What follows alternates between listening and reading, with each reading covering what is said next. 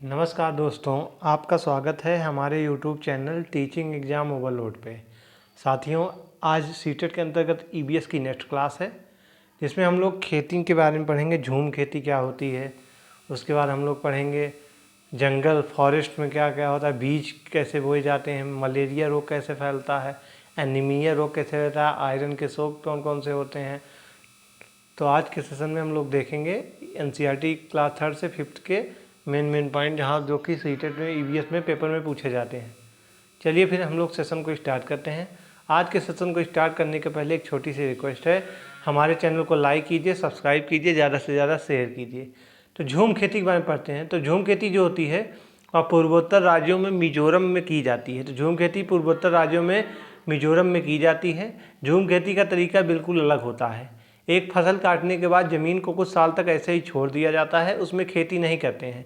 इस वजह से जो बांस या जंगल उग जाता है उसे उखाड़ते नहीं है, बस गिरा कर जला देते हैं। यह राख ज़मीन में खाद का काम करती है। तो झूम खेती जो होती है पूर्वोत्तर राज्यों में मिजोरम में की जाती है। झूम खेती का तरीका बिल्कुल अलग होता है। या फसल काटने के बाद ज़मीन को कुछ साल तक ऐसे ही छोड़ देते हैं, उसमें खेती नहीं करते हैं। इस जगह जो बांस या जंगल उग जाता है उसे उखाड़ते नहीं है, बस गिरा कर जला देते हैं। यह राख ज़मीन में खाद का काम करता है। चलिए आगे बढ़ते हैं। ज़मीन को जलाते हुए आसपास के पेड़ न जलें, जंगल को नुकसान न पहुँचे, इसका भी ध्यान रखना पड़ता है। फिर जब इस ज़मीन में खेती की बारी आती है तो ज़मीन को जोता नहीं जाता, मिट्टी को हल्के से हिलाकर बीज छिड़क देते हैं। यही खेत में अलग अलग तरह के बीज जैसे मकई, सब्जियां, मिर्च और चावल बोए जाते हैं। वहीं फसल के समय भी अनचाही घास और पौधों को उखाड़ते नहीं है, बस उन्हें गिरा देते हैं ताकि वह ज़मीन को मिट्टी से मिल जाए।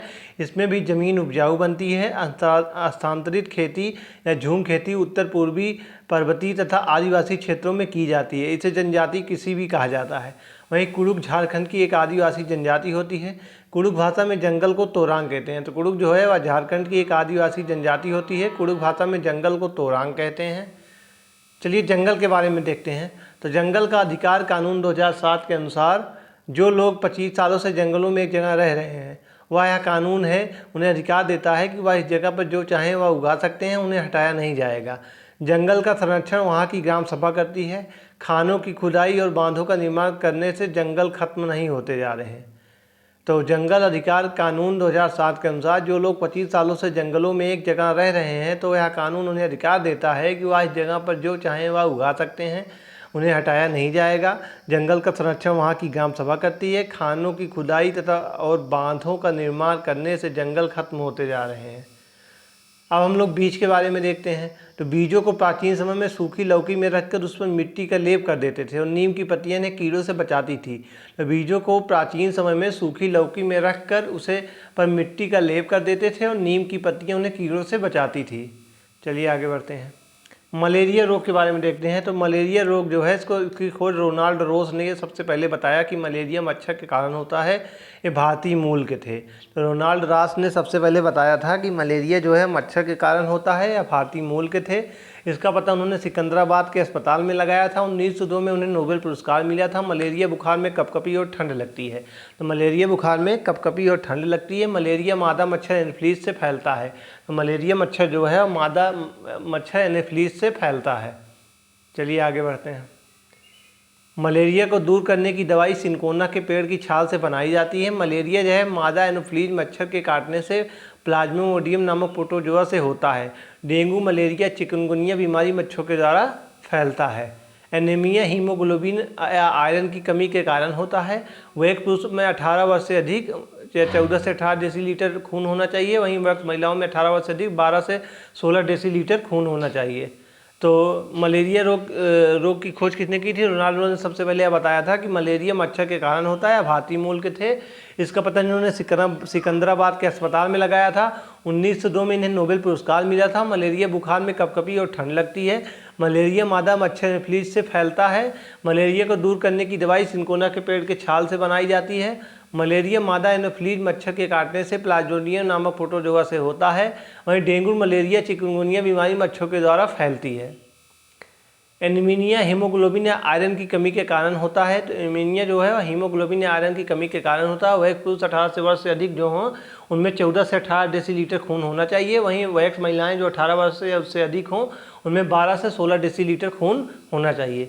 आयरन के स्रोत कौन कौन से होते हैं? तो आयरन के जो मुख्य स्रोत होते हैं उसमें आंवला, गुड़, हरी पत्तेदार सब्जियां एवं पालक आदि होते हैं। तो आयरन के मुख्य स्रोत आंवला, गुड़, हरी पत्तेदार सब्जियां, पालक होता है।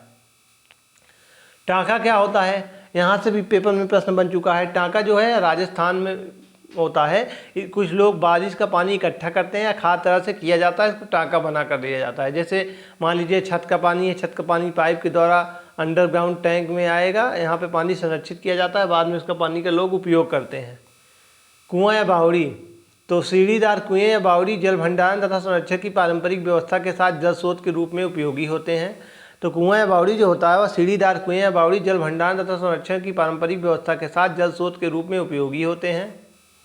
कुएं के सूखने के प्रमुख कारण, तो पानी को मोटर से निकाला जा रहा है जिससे ज़मीन का पानी कम होता जा रहा है, झील कम हो रही हैं जहां वर्षा का पानी इकट्ठा होता था, पेड़ और पार्क के चारों ओर की मिट्टी को सीमेंट से ढका जा रहा है जिससे वर्षा का पानी ज़मीन तक नहीं पहुंच पाता है। तो पानी को मोटर से निकाला जा रहा है जिससे ज़मीन को पानी कम होता जा रहा है, झील कम हो रहे हैं, वर्षा का पानी इकट्ठा होता था, पेड़ और पार्क के चारों ओर मिट्टी और उसको सीमेंट से ढका जा रहा है जिससे वर्षा का पानी ज़मीन तक नहीं पहुँच जाता है। वहीं घड़सीसर क्या होता है? तो सर यानी तालाब। सर का मतलब क्या होता है? तालाब। इसे जैसलमेर के राजा घड़सी ने लोगों के साथ मिलकर बनवाया था। इसके दोनों तरफ पक्के घाट, सजे हुए बरामदे, कमरे, बड़े हाल आदि थे। तो घड़सी से क्या होता है? सर यानी तालाब। इसे जैसलमेर के राजा घड़सी ने लोगों के साथ मिलकर बनवाया था। इसके दोनों तरफ पक्के घाट, सजे हुए बरामदे, कमरे, बड़े हाल आदि थे। मृत सागर या इजराइल जल का, वैसे तो सभी सागर के पानी में नमक होता है लेकिन मृत सागर दुनिया का सबसे नमकीन सागर होता है। इतना नमकीन कि लगभग 1 लीटर पानी में 300 ग्राम नमक होता है। मृत सागर में हम ऐसे तैर सकते हैं जैसे आराम से लेटे हों। तो मृत सागर, इजराइल या जॉर्डन, वैसे तो सभी सागरों में पानी में नमक होता है लेकिन मृत सागर में दुनिया का सबसे नमकीन वाला सागर माना गया है। इतना नमकीन होता है कि लगभग 1 लीटर पानी में 300 ग्राम नमक होता है। मृत सागर में हम ऐसे तैर सकते हैं जैसे आराम से हम पानी पे लेटे हुए हों, उसमें डूबते नहीं हैं हम लोग। अलबरूनी, तो 1000 से भी ज़्यादा साल पहले एक यात्री भारत आए। इनका नाम था अलबरूनी। अलबरूनी जिस देश से आए थे उनका नाम उज्बेकिस्तान था।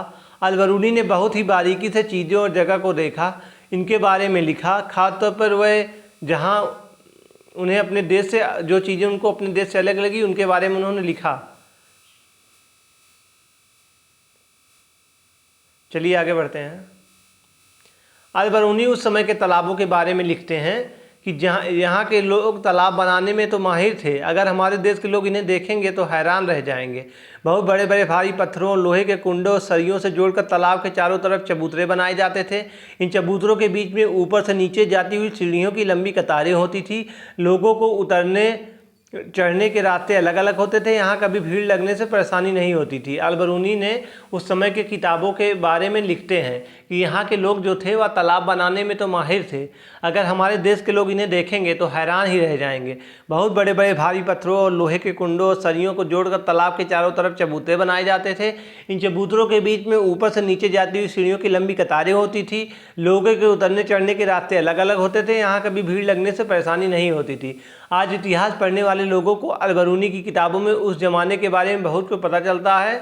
अलबरूनी की किताब का नाम किताबुल हिंद था। तो आज इतिहास पढ़ने वाले लोगों को अलबरूनी की किताबों से बहुत जानकारियाँ मिलती हैं, उस ज़माने के बारे में बहुत कुछ पता चलता है। अलबरूनी की किताब का नाम किताबुल हिंद था। दांडी यात्रा के बारे में देखते हैं। तो सन 1930 में अंग्रेजों ने भारत के आम लोगों को नमक बनाने पर पाबंदी लगा दी थी, जिस कारण गांधी जी ने दांडी यात्रा शुरू की। गांधी जी का कहना था कि जो चीज़ हमें कुदरत ने दी है उसे बनाने पर बंदिश कैसी। जानते हो नमक कैसे बनाया जाता है? समुद्र के पानी को ज़मीन पर क्यारियों में जमा कर दिया जाता है, तेज़ धूप में पानी सूख जाता है और नमक के ढेर वहीं रह जाते हैं। तो सन 1930 में अंग्रेज़ों ने भारत के आम लोगों को नमक बनाने पर पाबंदी लगा दी थी, जिस कारण गांधी जी ने दांडी यात्रा शुरू की थी। गांधी जी का कहना था कि जो चीज़ हमें कुदरत ने दी है उसे बनाने पर बंदिश कैसी। जानते हो नमक कैसे बनाया जाता है? समुद्र के पानी को ज़मीन पर क्यारियों में जमा कर दिया जाता है, तेज़ धूप में पानी सूख जाता है और नमक के ढेर वहीं रह जाते हैं। उन्होंने लोगों के साथ मिलकर अहमदाबाद से दांडी के समुद्र तट तक एक लंबी यात्रा की और इस गलत कानून को तोड़ा था। आप फिगर में देख सकते हैं नमक कैसे बनाया जा रहा है। क्यारियों से पानी, समुद्र का पानी आता है, क्यारियों में पानी आने के बाद धूप से पानी सूख जाता है, उड़ जाता है और नमक के ढेर वहीं इकट्ठे हो जाते हैं। चलिए फिर आज के सेशन को हम यही समाप्त करते हैं। मैं आशा करता हूँ यह सेशन आपको आसानी से समझ में आया होगा। ऐसे ही सेशन देखने के लिए हमारे चैनल के साथ जुड़े रहिए। हमारे चैनल को लाइक कीजिए, सब्सक्राइब कीजिए, ज़्यादा से ज़्यादा शेयर कीजिए। अगर आप लोग सीटेट की प्रॉपर तरीके से टॉपिक वाइज तैयारी करना चाहते हैं तो हमारे चैनल के साथ बने रहिए। हमारे चैनल पर सीटेट की प्रॉपर तरीके से टॉपिक वाइज तैयारी कराई जाती है। कल फिर मिलते हैं किसी नए सेशन के साथ। तब तक के लिए धन्यवाद। जय हिंद।